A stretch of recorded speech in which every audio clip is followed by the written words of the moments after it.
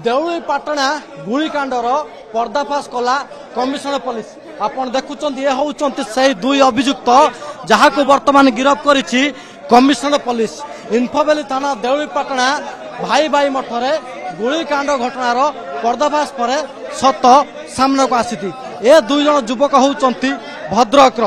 गुलिकांड पछर प्रकृत कथा होउछि भाई भाई आश्रम जे रहिचंती महंतक संपर्कीय ताकर जन संपर्क युवती बारंबार शारीरिक संपर्क रखुले एवं जितेबाला जानिले जे शारीरिक संपर्क रखा कथा से समय भद्रक सूरज राउत और मुक्तिकांत दास दुई जन आसीथिले।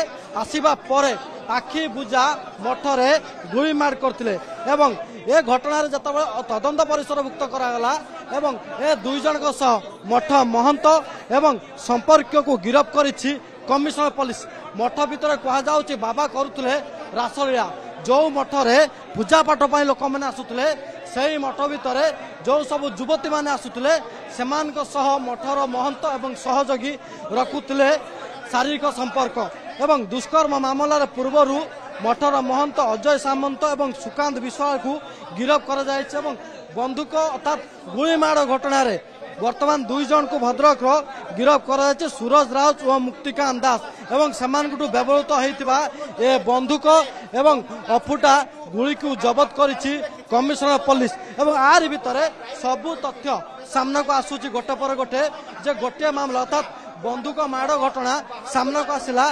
तदंत करू करू मठ भितर महंतर कला कारनामार कला साम्राज्य सामना को आसिला एवं आसिबा परे वर्तमान पुलिस सीपी अपील करछंती अन्य कौन युवती जदि यह किसी घटना घटता ताहले पुलिस सामने आसी अभियोग करंतु एवं सबु सत धीरे धीरे सामना को आसीबो एवं जो दुई जन गुलीमार करथिले सेमानकर कौनसी आपराधिक बैकग्राउंड नहीं किंतु संपर्क युवती शारीरिक संपर्क जानिबा परे से रागी जाइतिले एवं मठ को आसी से अतर्कित गुलीमार करथिले। ए घटना दुई जन आहत होता बेले पूर्वर मठ महंत एवं अन्य जन सहयोगी को गिरफ्त करथिला पुलिस एवं गुलीमाड़ घटना वर्तमान दुई जन को गिरफ्त कराई सर्वमोट 4 जन को गिरफ्त करिछि इन्फोवेली थाना पुलिस एवं वर्तमान जो जगार मठ थिला से मठ को सील करने सहित वर्तमान जो माने अन्य किए किए संपृक्त अच्छा मठर केते दिन धरी हम जो युवती मैंने आसुले से शोषण करा से सबुर वर्तमान टेक्निक तदंत आरंभ कर commissioner police. Bhubaneswar video journalist Vishnu Prasad Jyoti Prakash Pati OTV.